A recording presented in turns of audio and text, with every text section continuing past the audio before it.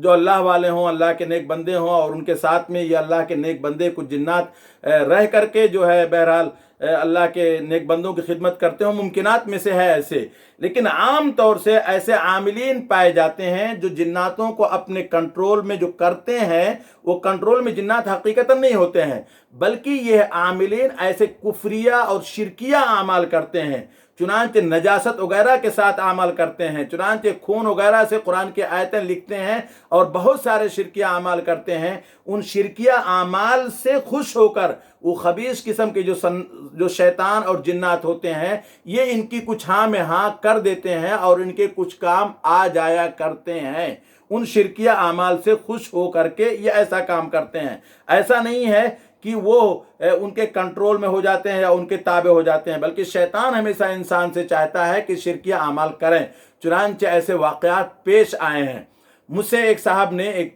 Oman के एक सिक़ह और एक बड़े आलिम हैं जिनका ताल्लुक़ हिंदुस्तान से है, उन्होंने एक वाक़या बयान किया, और वाक़या ये बयान किया कि ओमान के मशहूर शहर मतरह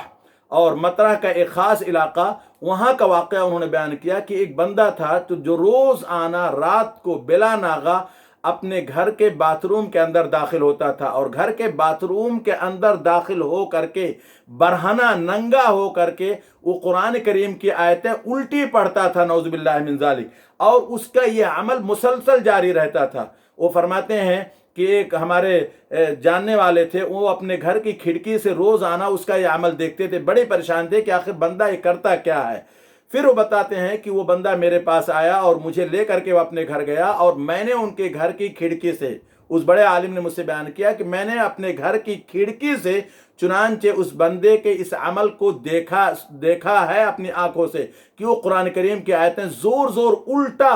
सीधा नहीं उल्टा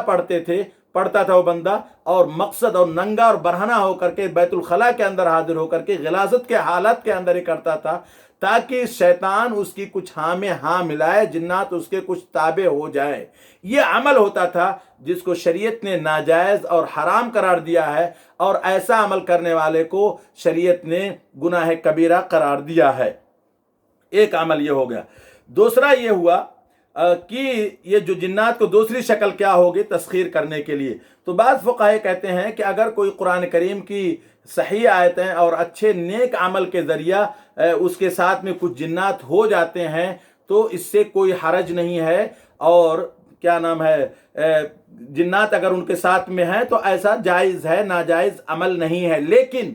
लेकिन यहाँ भी लेकिन है, लेकिन अल्लाह की इस मखलूक को यानी जिन्नातों को अपने मुसख्खर और ताबे बनाना, क़ैद बनाना, ग़ुलाम बनाना, ये फिर भी इस्तिरकान हुर के दायरे के अंदर आता है, और आज़ाद को अपना ग़ुलाम बनाना और बिला हक़ शरई उससे बेगार लेना है, बिला हक़ शरई उससे कोई काम लेना है, ये लिहाजा ये भी हराम है, जायज़ नहीं है। अगरचे शरई अमल के ज़रिया यानी कुरान करीम की तिलावत और बेहतरीन अमल के ज़रिया जो बहुत सारे लोग कुछ करते होते हैं, आयत कुरानी वगैरह के ज़रिया, यानी निजासत वगैरह से दूर रह करके भी, मासियत भी ना हो, गुनाह भी ना हो, फिर भी ऐसा करना दुरुस्त और जायज़ नहीं है। लिहाजा अब ये कोई ना समझे कि जिन्नात को अपने ताबे करके और जिन्नात पर कंट्रोल हासिल करके इन जिन्नातों से खिदमत लेना ये दुरुस्त और जायज़ है, लिहाजा ऐसा समझना गलत है। अल्लाह ताला ने जो हज़रत सुलेमान अलैहिस्सलाम को ये नेमत अता फरमाई थी, जो बाज़ सहाबा को ये नेमत अता फरमाई थी,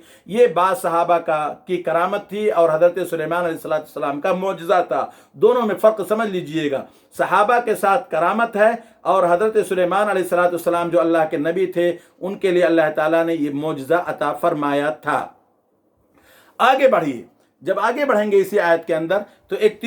चौथा टुकड़ा मिलता है। अल्लाह ताला फरमाते हैं मन यअमल बैन यदैहि के बाद व मन यज़िग़ मिनहुम अन अमरिना नुज़िक़हु मिन अज़ाबिन गलीज़, कि ये जो जिन्नात थे ये हज़रत सुलेमान अलैहिस्सलाम के साथ में मुस्तकिल रहा करते थे और हज़रत सुलेमान की हाँ में हाँ मिलाते थे, काम करते थे, उनके इताअत फरमा बरदारी करते थे। अल्लाह फरमाते हैं कि हमने उनको मुसख्खर किया था और उनके ताबे उन जिन्नातों को किया था। लिहाजा अब अगर कोई हज़रत सुलेमान की नहीं मानता है तो गोया कि अहकमुल हाकिमीन रब्बुल आलमीन की नहीं मानता है, और जो अल्लाह ताला की ना माने, चाहे वो इंसानों में से हो या जिन्नातों में से हो, चाहे मैं हूं या आप हों या हमारे इस प्रोग्राम के जिम्मेदार या कोई भी हो, कसे बाशत कोई इंसान भी हो, मैं यामल, जो भी अल्लाह ताला की नाफरमानी करेगा अल्लाह ताला उसे सज़ा देंगे। अगर हमने पहले से तौबा कर ली तो इंशाअल्लाह सुम्मा इंशाअल्लाह अल्लाह तव्वाब है, गफूर रहीम है, हमारे तौबा को कबूल करेगा। जिन्नातों के मुतालिक अल्लाह फरमाते हैं कि जिसने भी मन यज़िग़ मिनहुम अन अमरिना, कि जो शख्स भी उससे रूगर्दानी करेगा और हज़रत सुलेमान अलैहिस्सलाम की खिदमत व इताअत का हुक्म बजा नहीं लाएगा, जो भी उससे दूरी अख्तियार करेगा, अल्लाह फरमाते हैं उसको आग का अजाब दिया जाएगा। नुदिक़हु मिन अज़ाबिस सईर, आग का अजाब उसे दिया जाएगा। अब यहाँ एक जुमला है कि जिन्नात तो खुद आग से बनाया गया है, तो अब आग से उसको कैसे अजाब दिया जाएगा, कैसे सज़ा दी जाएगी। इसकी मिसाल जल्दी से ये समझ लें कि इंसान मिट्टी से बनाया गया है, लेकिन मिट्टी की दूसरी अशिया से, दूसरी चीज़ों से अगर इस इंसान को मारा जाता है, इस इंसान को तकलीफ पहुंचती है, ईज़ा पहुंचती है और ये इंसान परेशान हो जाता है, हलाक भी हो सकता है। इसी तरीके से अल्लाह तबारक व तआला अपनी शान के मुताबिक आग का अजाब इन जिन्नातों को भी दे सकते हैं, और इन जिन्नातों के लिए खालिस और तेज़ किस्म की आग भी अल्लाह ताला जलाएंगे। जो खालिस तेज़ किस्म की आग होगी उससे अल्लाह ताला इन जिन्नातों को भी सज़ा दे सकते हैं, अगर वो अल्लाह ताला की इताअत और फरमाबरदारी नहीं करेंगे।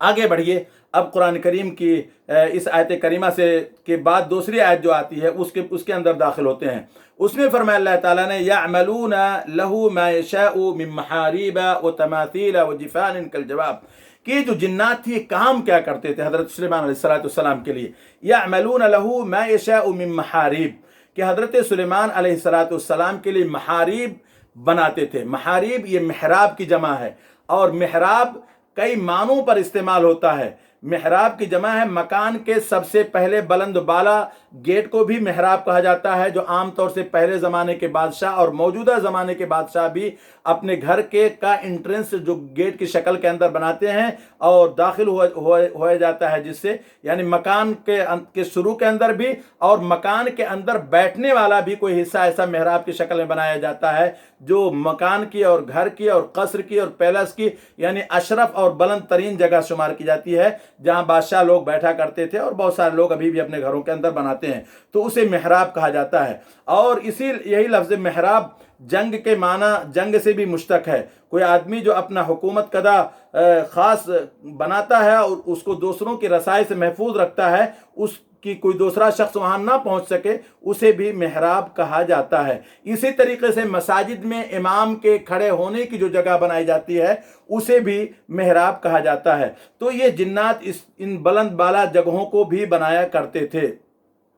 और जो है कदीम ज़माने में महारिब बनी इसराइल की बहुत सारी महराबें थी, और इस्लाम में महारिब सहाबा से और उनकी मसाजिद मुराद होती हैं। इस्लाम के अंदर महारिब सहाबा से मुराद यानी सहाबा की ये मसाजिद वो मुराद हुआ करती हैं। कदीम ज़माने के अंदर बनी इसराइल के पास भी थी। ये यहाँ एक मसला जल्दी जल्दी समझ लें, मैं तेज़ आज बोल रहा हूँ। ये मसाजिद महराब जो मस्जिदें की होती हैं जहाँ इमाम खड़ा होता है, इमाम खड़ा होकर के नमाज पढ़ाते हैं, यहाँ मसला दो एक समझ लें। रसूलुल्लाह सल्लल्लाहु अलैहि वसल्लम और खुलफाए राशिदीन के ज़माने तक इमाम के खड़े होने की जगह को एक अलहदा मकान की हैसियत से बनाने का रवाज नहीं था। याद रखिए, रसूलुल्लाह सल्लल्लाहु अलैहि वसल्लम तक के ज़माने में और खुलफाए राशिदीन के ज़माने के अंदर भी इमाम के लिए ख़ास जो है महराब और ख़ास खड़े होने की जगह बनाने का रवाज नहीं था।